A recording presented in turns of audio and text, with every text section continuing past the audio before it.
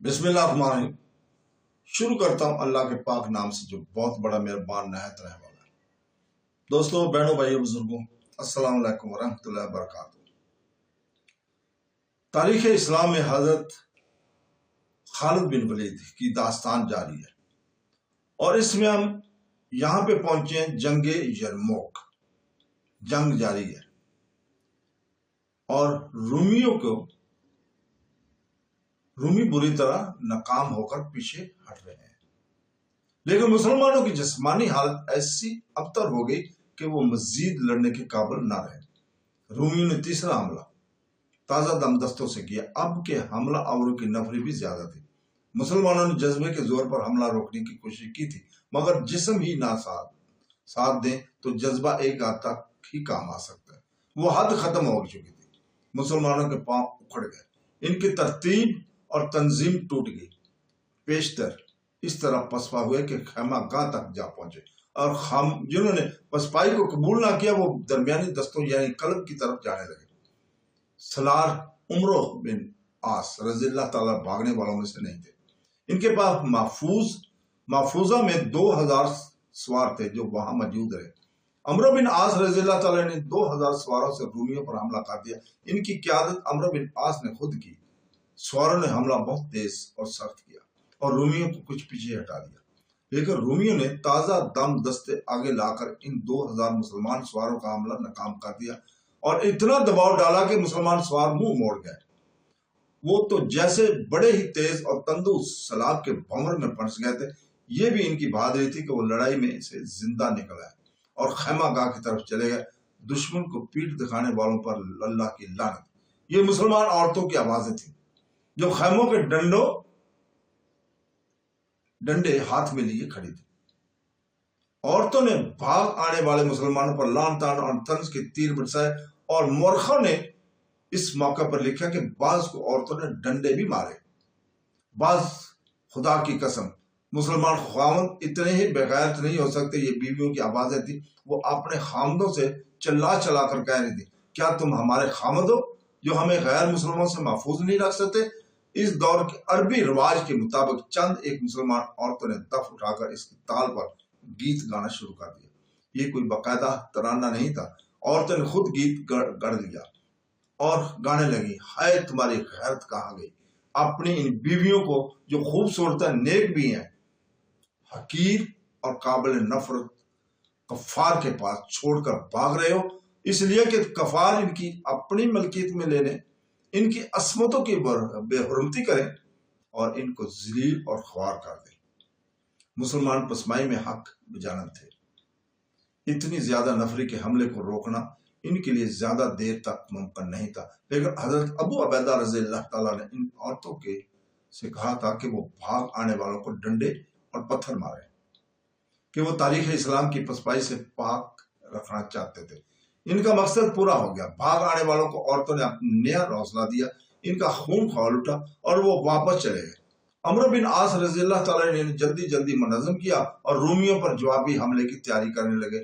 بائیں پہلو کے سلار یزید بن ابی سفیان تھے۔ ان کے والد ابی سفیان ان کے ماتحت لڑ رہے تھے۔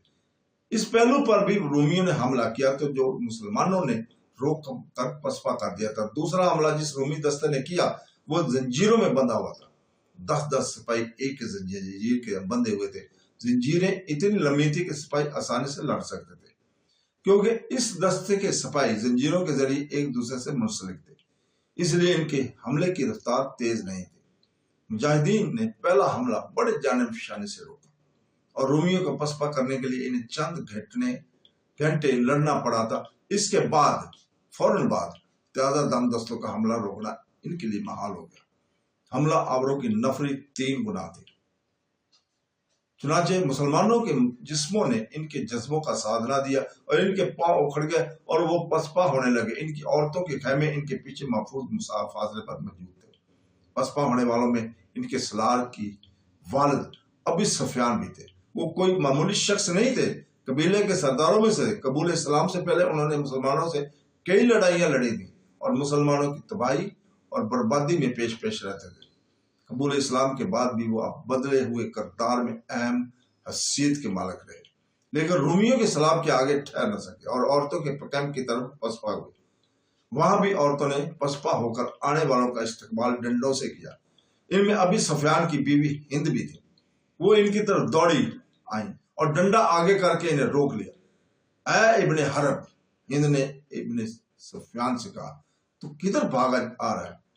انہوں نے ابی سفیان کے گھوڑے کے سر پر ڈنڈا مارا اور کہا، یہیں سے لوٹ جا، اور ایسی بہادری لڑ کے اسلام قبول کرنے سے پہلے تو نے رسول پاک صلی اللہ علیہ وسلم کے خلاف جو کارروائیاں کی تھی اللہ وہ بخش دے۔ ابی سفیان اپنی بیوی کو جانتے تھے، وہ بڑی زبردست خاتون تھی۔ ابی سفیان نے انہیں اتنا کہنے کی جرات نہ کی کہ وہ بھاگ آنے پر موجود تھے۔ وہ جانتے تھے کہ ہند کے سامنے بولے کچھ دیر رکے رہے تو ہند ڈنڈوں سے مار مار کر انہیں بے ہوش کر دیں گی۔ دوسری عورتوں نے بھی یہیں سے وہی منظر بنا دیا جو دائیں پہلو کے مجاہدین کی عورتوں نے بنا دیا تھا۔ بیوی نے اپنے خامدوں کو شرمسار کیا اور انہیں ایسا جوش دلایا کہ وہ سب واپس چلے گئے۔ مورخوں نے یہاں پہ لکھا ہے کہ عورتیں اپنے مردوں کے ساتھ میدان جنگ تک چلی گئی تھیں۔ ان میں ایک عورت کچھ زیادہ ہی آگے چلی گئی تھی۔ ایک رومی سپاہی اس کے سامنے آ گیا، وہ اس عورت کی سمجھ رہا تھا، لیکن اس عورت نے تلوار نکالی اور اس رومی کو مار ڈالا۔ سلار یزید بن ابی سفیان ایک جگہ پریشانی کے عالم میں اپنے بکھرے ہوئے مجاہدین کو ڈھونڈتے نظر آ رہے تھے۔ انہوں نے دیکھا کہ پسپا ہونے والے واپس آ گئے تو ان کے چہرے پر رونق واپس آ گئی۔ رومی پیچھے ہٹ گئے تھے۔ یزید نے اپنے دستوں کو بڑی تیزی سے منظم کیا اور جوابی حملے کا حکم دے دیا۔ ہند نے بہت ہی بلند آواز میں وہی گیت گانا شروع کر دیا جو انہوں نے احد کی جنگ میں اپنے قبیلوں کو گرمانے کے لیے گایا تھا۔ اس وقت ہند مسلمان نہیں تھی۔ اس گیت کا لب و لہجہ یہ تھا کہ ہم تمہارے لیے راحت اور لطف کا ذریعہ بنتی ہیں۔ اگر تم نے دشمن کو شکست دی تو ہم تمہیں گلے لگا لیں گے، اور اگر تم پیچھے ہٹ آئے تو ہم تم سے جدا ہو جائیں گے۔ جنگ یرموک میں بھی ہند نے وہی گیت گایا۔ خالد رضی اللہ تعالیٰ عنہ کی نظر پورے محاذ پر تھی۔ انہیں معلوم تھا کہ دائیں اور بائیں پہلوؤں پر بھی کیا ہو رہا ہے۔ انہیں احساس تھا کہ پہلوؤں کو مدد کی ضرورت ہے، لیکن حضرت خالد بن ولید نے مدد کو انتہائی مخدوش صورتحال میں استقبال کرنے کی سوچ رکھی تھی۔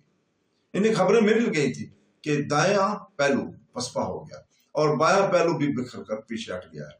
حضرت خالد بن ولید نے دونوں پہلوؤں کے سالاروں کو پیغام بھیجا تھا کہ وہ جوابی حملہ کریں، نفری کتنی ہی تھوڑی کیوں نہ ہو۔ آخر انہیں اطلاع ملی کہ دونوں پہلوؤں دائیں پہلوؤں کے سالار نے جوابی حملہ کر دیا ہے۔ خالد رضی اللہ تعالیٰ نے محفوظہ کے سوار دستے کے ساتھ متحرک سوار دستے کے کچھ حصے کو اس حکم کے ساتھ ادھر بھیج دیا کہ وہ دائیں پہلو پر رومیوں پر دوسری طرف سے حملہ کریں۔ اس وقت دایاں پہلو سے عمرو بن عاص نے جوابی حملہ کیا تھا۔ یہ تھکے ہوئے مجاہدین کا حملہ تھا جو نئے جوش اور ولولے سے کیا گیا تھا، لیکن نفری بہت کم تھی۔ پھر بھی حملہ کر دیا گیا تھا۔ اب زندہ نہ جائیں، یہ رومیوں کی للکار تھی۔ اب بھاگ کر نہ جائیں۔ رومی نفری کے افراد پر ایسا دعویٰ کر سکتے تھے کہ وہ مسلمانوں کی اس قلیل سی نفری کو زندہ نہیں جانے دیں گے، لیکن اچانک ان کے پہلو پر بڑا حملہ ہوا۔ بڑا تیز حملہ ہو گیا۔ حملہ آور گھوڑ سوار تھے، وہ نعرے لگاتے ہوئے گرجتے آ رہے تھے۔ ابن عاص سوار دستوں کا سالار للکار رہا تھا، ہم آگے ہیں، حوصلہ قائم رکھو۔ عمرو بن عاص کے تھکے مارے مجاہدین کے حوصلوں میں بھی اور جسموں میں بھی جان پڑ گئی، اور اس کے ساتھ ہی رومیوں کے حوصلوں سے جان نکل گئی تھی۔ وہ اب دو طرفہ حملوں کی لپیٹ میں آ گئے تھے۔ وہ بکھلا گئے کہ مسلمان سوار تازہ دان تھے۔ اس کے علاوہ وہ اپنے ساتھیوں کی بری حالت دیکھ کر اور زیادہ جوش میں آ گئے تھے۔ یہ انتقام کا قہر تھا۔ اگر دونوں طرف نفری برابر ہوتی یا دشمن کی نفری زیادہ ہی ہوتی تو دشمن کا بے تحاشا نقصان ہوتا اور وہ میدان چھوڑ جاتا، لیکن نفری کے معاملے میں رومی سلابی دریا تھے۔ مسلمانوں کے حملے کا ان پر یہ اثر پڑا کہ وہ اپنی بہت سی لاشیں اور بے شمار زخمی چھوڑ کر پیچھے ہٹ گئے، لیکن بھاگے نہیں بلکہ منظم طریقے سے اپنے محاذ تک واپس چلے آئے۔ ادھر مرکز یعنی قلب میں کیفیت یہ تھی کہ حضرت خالد بن ولید دشمن کی چال سمجھ چکے تھے۔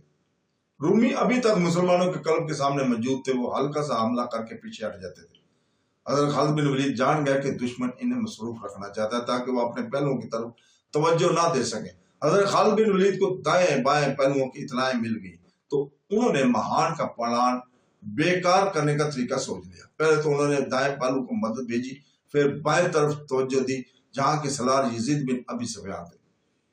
ابن ازور، حضرت خالد بن ولید نے اپنے متحرک سوار دستے کے سالار زرار بن ازور کو بلا کر کہا، کیا تو دیکھ رہا کہ دشمن ہمارے بازوں پر غالب آ گیا ہے؟